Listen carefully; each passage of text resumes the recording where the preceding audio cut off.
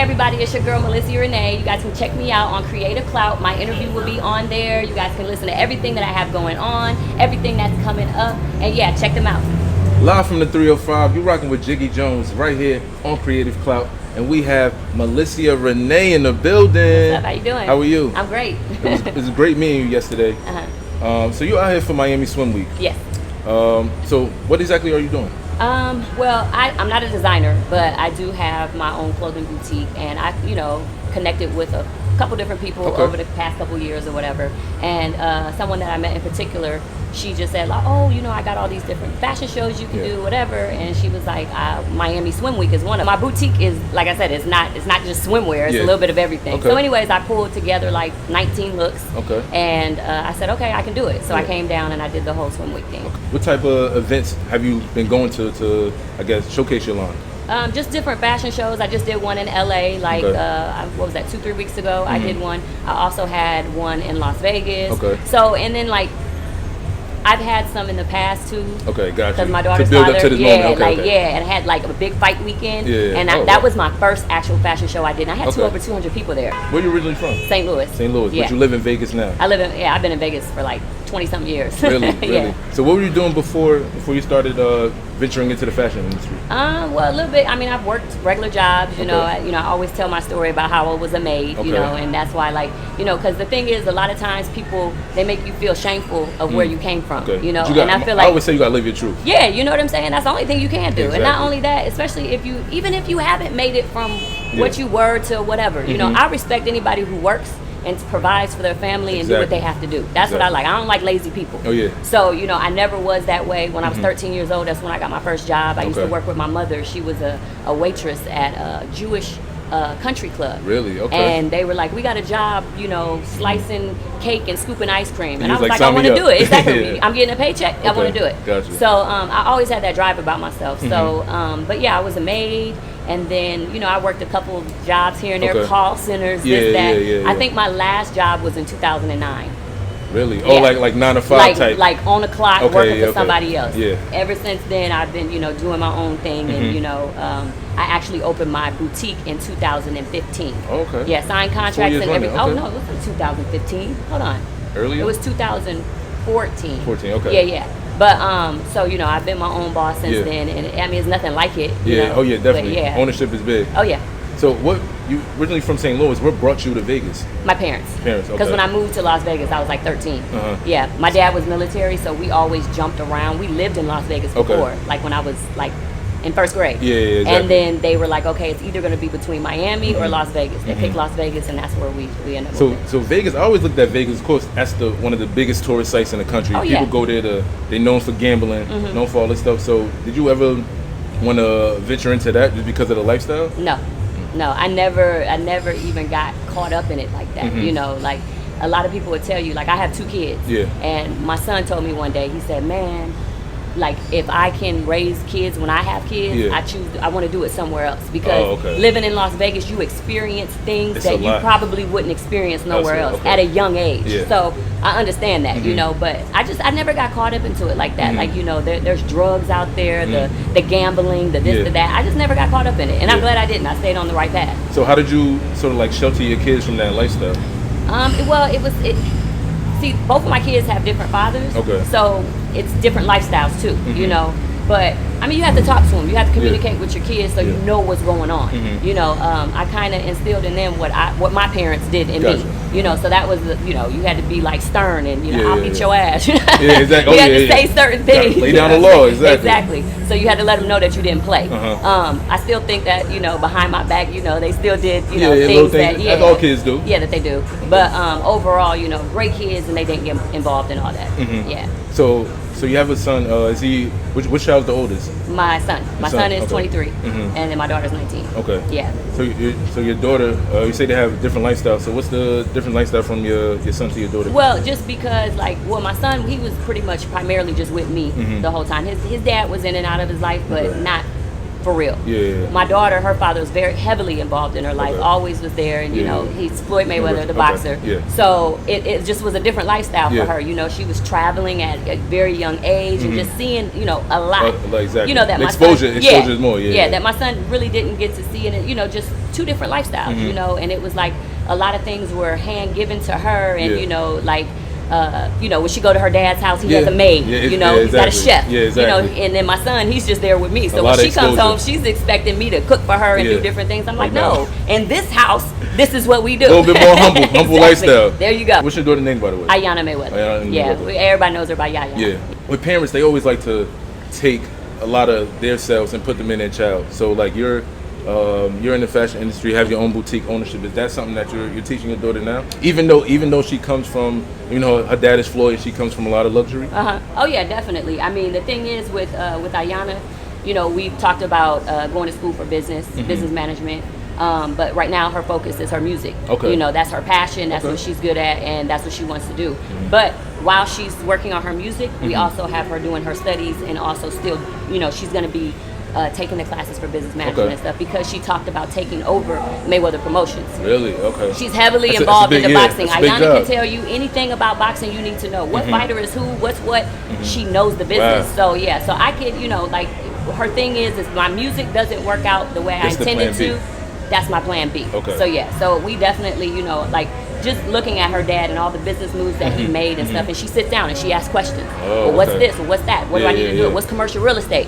You know, so she's asking all the questions that she needs to know that, you know, for, you know, later on if she decides to, you know, do something else, she'll be straight. Have you ever thought about venturing off? Because I know a couple of people that are in sort of like that boxing world, and there are so many different jobs that I didn't even know about. Did you ever sort of like just be a little bit inquisitive just to learn sort of like the ins and outs of it? Of boxing? Yeah. Do you know what's so crazy is that I never really followed anybody else but Floyd. But Floyd, okay. Yeah, but so you're talking about like the business aspect of it, like the inside. Not necessarily, you know what I'm saying? Just because that's not, you know, so to speak, my thing. Okay. But it's very interesting, and I've been to several different fights, so you know, you kind of like see the behind the scenes thing. Yeah, exactly. And like I say, it's interesting. So it's not nothing that I wouldn't be interested in knowing. I just never thought about crossing into that. Yeah. Got you. So with this boutique, what's the next step?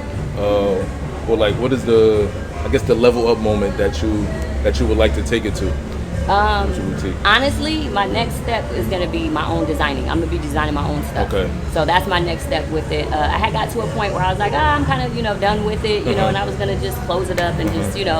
What happened? Just, you know, you just like lose the passion for things sometimes. Gotcha. You know what I'm saying? It's like people being in relationships. Sometimes you outgrow them. You know, sometimes you outgrow some things that you're doing, and it's time to move on to something else. Exactly. Yeah. So that's I think that's where I was at with it, and then I was like, you know what? I've always wanted to design my own stuff. Gotcha. So I think that's where my passion is now, and I'm going to focus on that and really be working on that. And then I have a podcast that I'm going to be launching here in a minute. Yeah. So really nice. I'm gonna be doing that. Here in Miami and Vegas. No, Vegas. Vegas. Yeah. So you know, that's like, you know, those things. Just because I like to talk, and a lot of people want to hear what I got to say. They think I'm super funny, and you know. So I'm just like, all right, I want to connect with everybody so they can get to really know me. Yeah, exactly. Yeah. So that's probably what I do. So with the podcast, what is like what do you envision for it?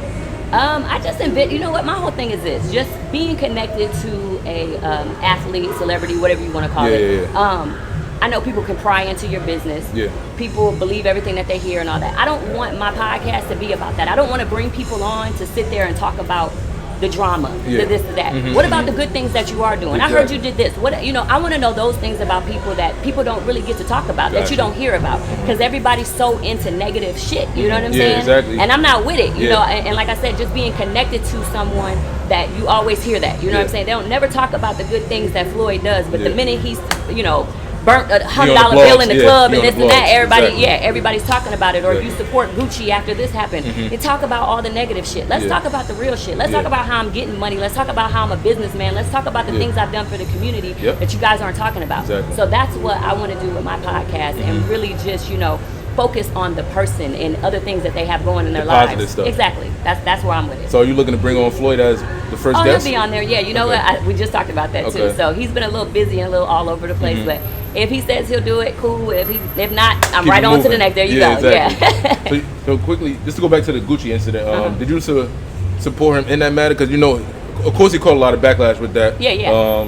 Gucci did something that was perceived as racist. Well, it was racist. Right. And somebody that's a big figure in our community, of course, still want to supported them. So, but I just feel like this is not the first time. This is not the first time that we've seen racism and whether it's a designer and this and that. My thing is, at the end of the day, you do what you want to do. You know what I'm saying? I guarantee you, right now, those same black people that were talking shit and had something to say are rocking the Gucci now. Right now. They're not burning the shit. They're not throwing it away. You know what I'm saying? And the same ones that we say, hey, support our black businesses and support black designers and stuff. They're not doing that. You know what I'm saying? And so my thing is like that's very, it's just, I say do what the hell it is you want to do. Okay. I had no issues with him. I wasn't like, oh damn, you're gonna rock Gucci. At the same time, it could have been perceived the way that people, really seen it. Like maybe it was something, but maybe it wasn't. You know what I'm saying? At the end of the day, maybe it wasn't that. So I mean, it's all a matter of how you take it. And like I said, I'm not with no negative shit. So I just, like I said, I keep it moving. If that's what you want to do, it's your money. You spend your money the way you want to spend it. That's it. You earned it. Yeah, exactly. Did you rock Gucci after that incident? I mean, I probably got some Gucci stuff. I'm not really a real big label person. You know what I'm saying? I'm not like, oh, I got to have Gucci, I got to have that. I probably got some bags by Gucci. Shit, it's a bag right here. But I'm saying, like, if I had something that I spent my money on and they did this, I'm not going to go throw my shit out. Come on now, you work hard for your money. So I'm not going to say that I don't and I will not, but have I been to Gucci since that happened and bought something? No, I haven't. Okay. But it's not just because I'm like, oh, I'm not going to go buy it. I just haven't, I'm not real big on that. Like, I feel like I wear whatever looks good. Exactly. Whatever makes me feel good. Well, you about to start designing your own stuff. Yeah, that's what I'm saying. I'll be rocking my own shit. That's what I said. So you rocking your own shit, owning your own shit. Exactly. And that's something that we definitely want to promote in our community. And I see a lot of people, especially delving into an industry like fashion, there's a lot of doors that's closed on you along the way. Oh, yeah. What has been your experience as far as like coming into the fashion industry? I know there's a lot of no's, but I guess like what has been like the adversity as well as like the success? Well, the thing is that I'm just freshly getting into it, so I haven't really ran up against that yet. You know what I'm saying? And I feel like, honestly, for black people, me as a black woman too, I think that a lot, it's going to be a lot easier. You know what I'm saying? I feel like so many doors have opened because of us. You know what I'm saying? Definitely. They definitely want to rock our styles. They want it because, you know what? We're the ones who are buying. Exactly. So biggest consumers. Yeah, exactly. And then not only that, when I say I'm a black woman, I'm actually mixed. My mother's white, my father's black. When people see me though, they don't they don't look at me as she's a mixed woman, you know. But I don't know if I run up in that type of situation, I don't know how I'll handle it, And the thing is that you can't be discouraged by that. You just have to keep it keep it pushing. Exactly. Somebody, like you said, 100 doors may say, close and be like, no, but one of them is going to open. You needed that one. That's it. That's it. So I think my foot is pretty much in the door, and I think that with the connections I already have, I don't think I'm going to have, as bad an experience as maybe somebody who, doesn't have those connections already and they're starting off from the ground and working their way up. Definitely. Yeah. Well, Melissia, Rene, we definitely appreciate you sitting down with Creative Clout. Tell the people where to follow you.